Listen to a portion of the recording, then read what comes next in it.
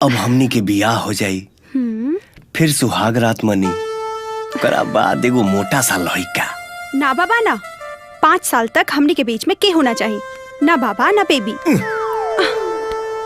पागल है हो का? बिहारी मर्द अगर साल भीतरे लड़का पैदा ना करे त गांव जवार के लोग जाना तारू का कही? का मऊगा। अच्छा ठीक बा, बाकी को शर्त बा, हम दो हमारे दो, छोटा परिवार सुखी परिवार। चला ही मंजूर बा। अब ये बतावा, शुरुआत तू करबो कि हम करी? रउए करी।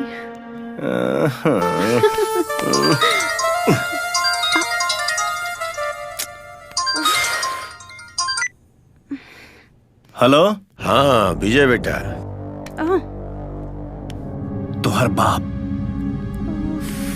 हाँ बाबा। तनी नदी के पुलवा पे आके हमरा से मिलिया, कुछ जरूरी बात करे के बा। ठीक बा बाबा, हम आओ तनी। हाँ तनी जल्दी आई है हमरा पास। हाँ राधा, कोनो जरूरी काम से बाबा बुलाओ तारे, हम जाता नहीं। बाय।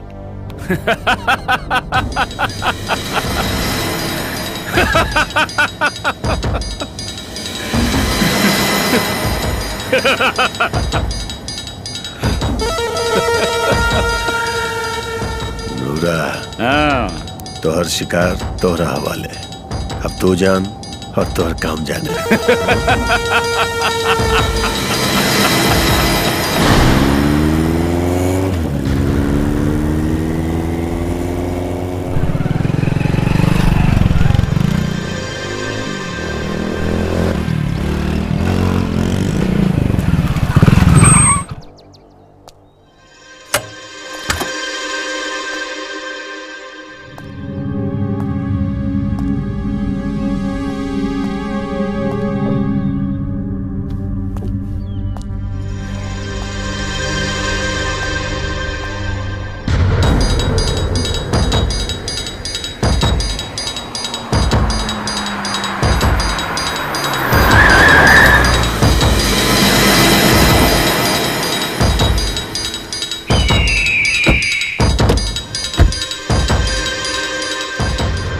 विजय, बहुत महंगा पड़ल वाले थे हमरा के।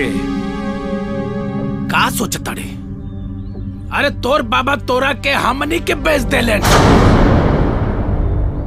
5 विधायक दे के तोरा के खरीद ले बानी। तू हमारे बेटा के मरले रहले ना, आज तोरा के ब्याज सहित वापस करब। मुन्ना चौबे के ई दगा के सजा त बाद में दे।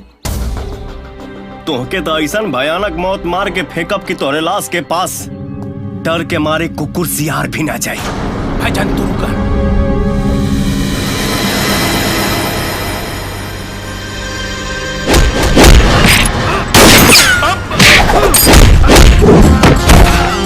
मारा मारा।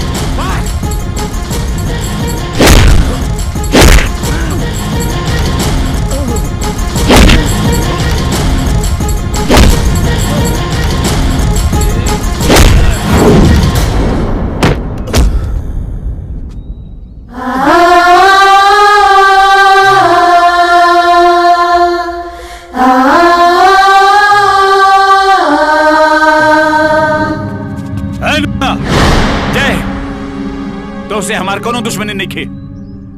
लोग तो सगा के भी दगा देला और ई तो तोहार सौतेला भाई भी नहीं खे, पराया खातिर जान देवे काहे आ गईले? भाई सिर्फ भाई होला, वो सगा या सौतेला ना होला। एक के माई हम दोनों के परवरिश कैली बिया। ई भाई है हमार, सिर्फ भाई। और तू हमरा भाई के जान से मारे के कोशिश कैले।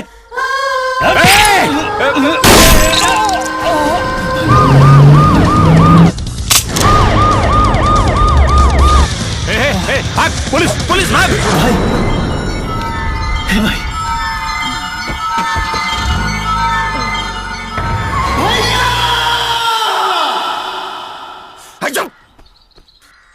बच कैसे गए रे? नूरा फिसड्डी के फिसड्डी ना बे, क्या औलाद।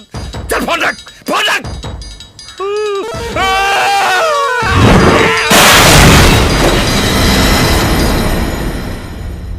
हमके माफ करता भैया, हम तो के बहुत बुरा भला कहानी, हमके माफ करता। अरे पगले, अगर हमरा के पहले मालूम रही कि हमरा गोली खैला से तू हमरा के अपन भाई मान लेबे, तही गोली हम बहुत पहले खा लेती। भैया तुमसे माफी मिल गई, सारा पाप के प्रायश्चित हो गए।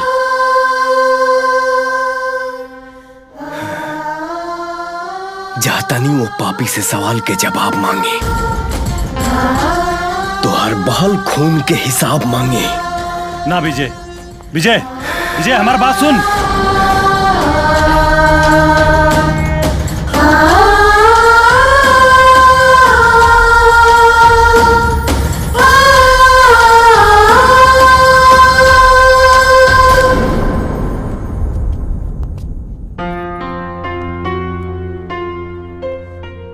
बाबूजी,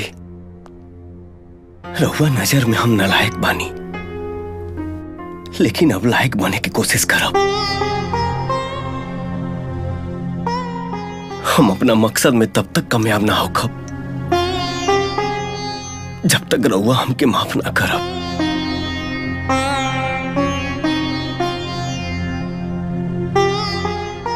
रहुआ ई का कहतानी जी, हम मानतानी कि विजय अपने जिंदगी की राह में भटक देल रहे, बाकी अभी सही राह पे खड़ा बा। इतना कठोर न बनी। देखी, रउआ विजय के अपन स्नेह के सहारा दी। रउआ पाप बानी, ओकरा के गले लगा ली। हाँ बाबूजी, माई सही कह दिया। रउआ विजय के माफ कर दी। अरे रउए तो कहले बानी नू कि अगर सुबह के भूला शाम के घर लौटाए तो के भूला ना कहलन।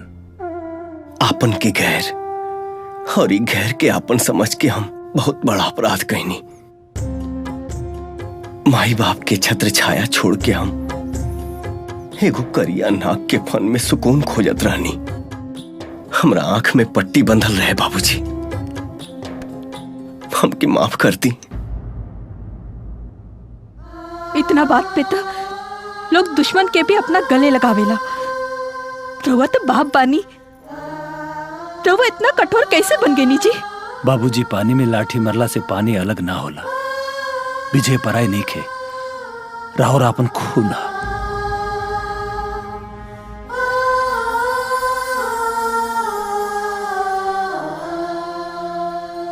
माही बाप दुनिया से तो जीत जाला बेटा, लेकिन अपन औलाद के सामने हार माने पड़ेला बेटा।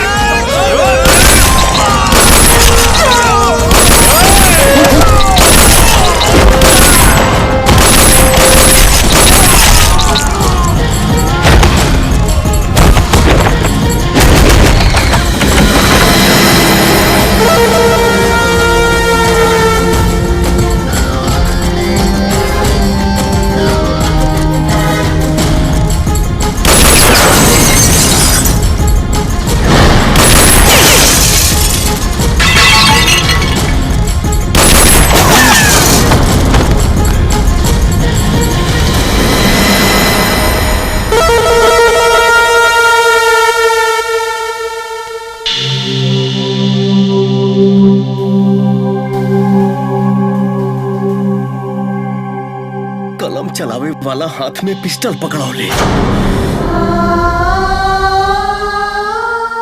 हमके अपन दामाद मान के हमारे सौदा कर दिया ले।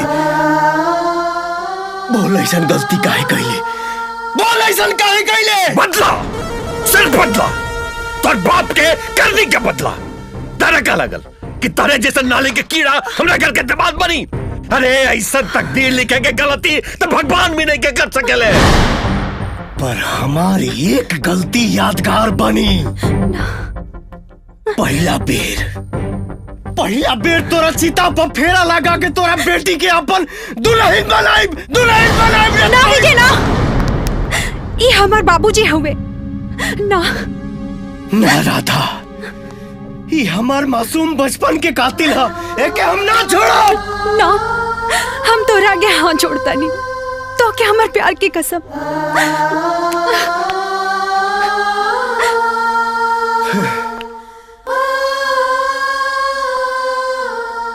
आज तोर बेटी तोरा के बचा लेलस, वरना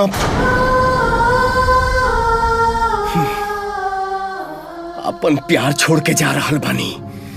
ध्यान रखिए, ध्यान हटल गर्दन काटल।